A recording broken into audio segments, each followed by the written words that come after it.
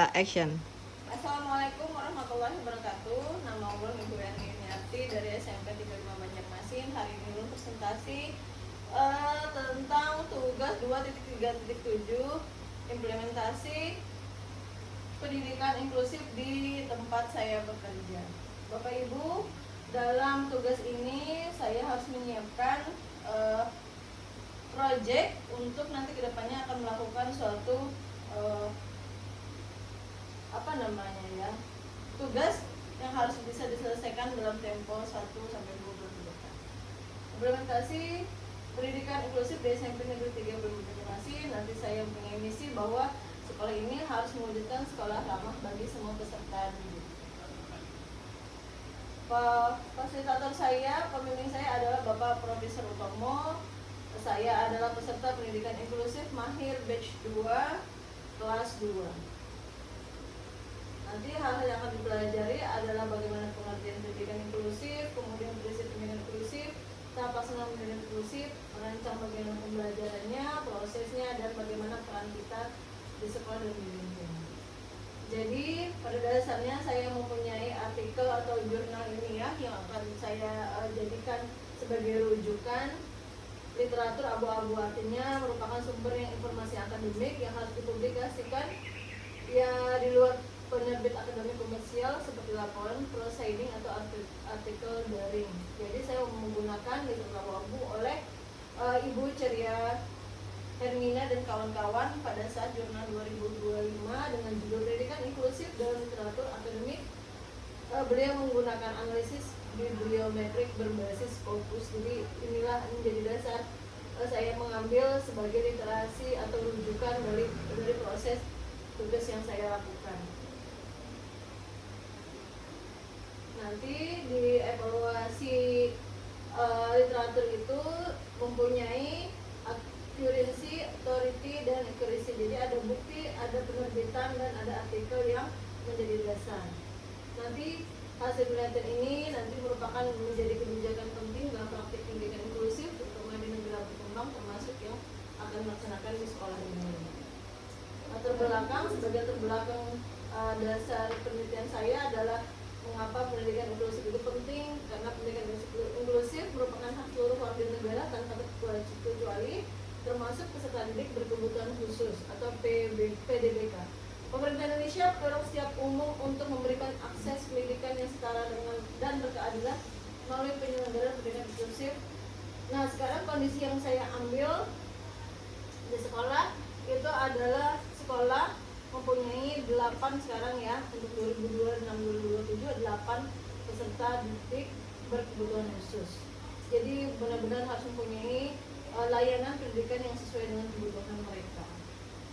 Landasannya ada dasar hukum pasal 31 UUD semester 5, ada Undang-Undang Nomor 20 tahun 2003, ada Undang-Undang Nomor 8 tahun 2016, dan ada Peraturan Menteri Pendidikan Nasional Nomor 70 tahun 2009 tentang pendidikan inklusif. Maknanya dari semua dasar hukum ini adalah setiap anak berhak memperoleh pendidikan yang bermutu tanpa diskriminasi. Pendidikan inklusif merupakan salah satu pendekatan pembelajaran yang memberikan kesempatan yang sama kepada semua peserta didik, termasuk peserta didik dengan kebutuhan khusus, tanpa memandang latar belakang, kondisi, dan karakter mereka. Disinilah pendidikan inklusif menekankan pentingnya kerjasama antara guru, peserta didik, orang tua, masyarakat, dan pemerintah. Tujuannya masih yang sama, kesetaraan hak pendidikan yang mereka harus dapatkan, menghargai keberagaman, dan mengembangkan potensi setiap anak. Jadi walaupun mereka PDBK, kita harus tetap mencari apa sih potensi terhadap siswa tersebut. Ini data sekolah yang terbaru tahun 2027, ada 9 orang PDBK, kelas 9 ternyata ya. Kelas 7 ada 6 orang. Rencananya karena kemarin 7 kurang 1 jadi 6. Kelas 8 masih ada Ansori. Kelas 9 ada Rizka dan Bayu. Nanti potensi yang kita miliki sekolah itu sudah punya lingkungan kita sekolah kita terbuka. Kemudian ada guru yang ahli di bidangnya satu, kemudian dukungan orang tua dan masyarakat ini yang harus kita selalu jaga ke depannya. Tantangannya pasti kita mempunyai keterbatasan sarana dan prasarana di sekolah, kemudian kurangnya tenaga pendamping karena tidak dari semua kelas tidak normal, hanya satu kita yang punya PDBK masih ada diskrim antar mereka, walaupun kadang kita tidak melihat ya di sekolah itu. Ini kolaborasi yang belum optimal, masih ada, kita mengharapkan satu, tidak semua guru yang punya kemampuan yang sama yang itu ya.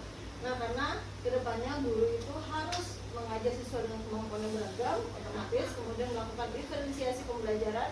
Jadi walaupun satu kelas, mereka tetap harus mempunyai perbedaan tugas segala macam. Menyesuaikan asesmen, jadi asesmen tidak boleh sama dengan anak yang biasa, karena mereka mempunyai karakter khusus dan kemampuan yang khusus.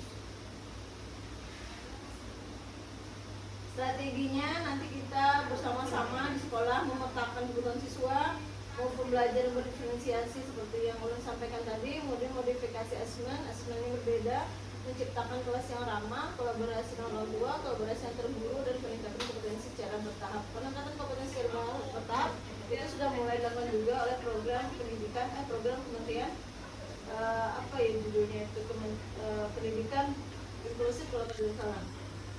Nah, kemudian dampak bagi peserta didik apabila ini sudah dilaksanakan dengan baik, tentang kolaborasi segala macam, asesmen dan segalanya, maka nanti insya Allah PDBK kita, anak-anak berkebutuhan khusus kita itu akan lebih percaya diri, prestasi meningkat, karena kita akan lebih menghargai dirinya dan membuat dia nyaman di sekolah.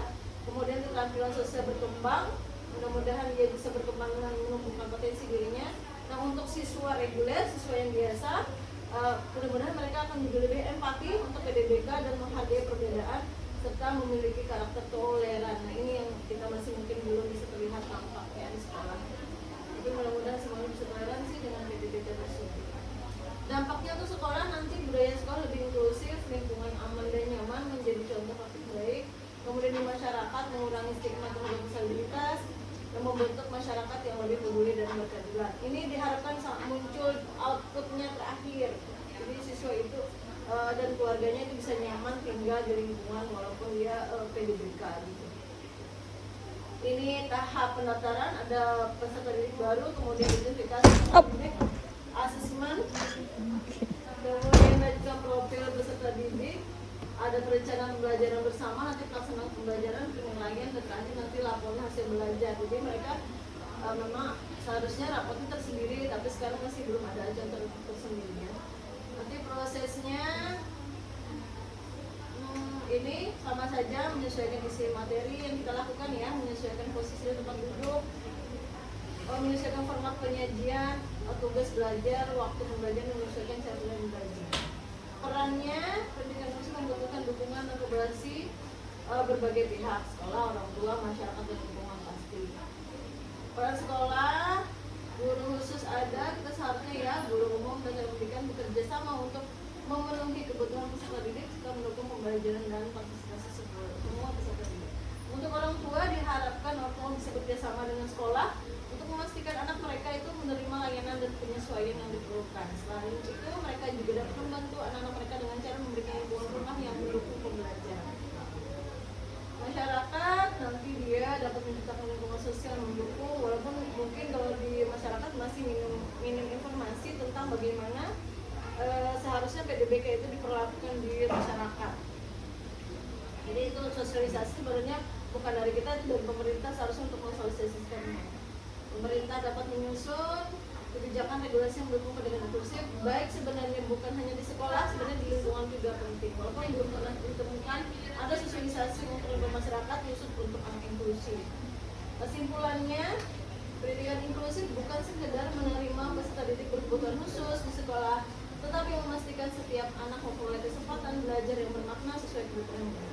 Quotes yang dapat bisa saya ambil untuk pembelajaran pembuatan tugas ini adalah pendidikan inklusif bukan sekedar menerima peserta didik berkebutuhan khusus di sekolah umum, tetapi memastikan setiap anak memperoleh kesempatan belajar yang bermakna sesuai kebutuhannya. Terima kasih Bapak Ibu, ini adalah presentasi dari saya. Salam mohon maaf. Wabillahi hidayah. Wassalamualaikum warahmatullahi wabarakatuh. Waalaikumsalam warahmatullahi wabarakatuh.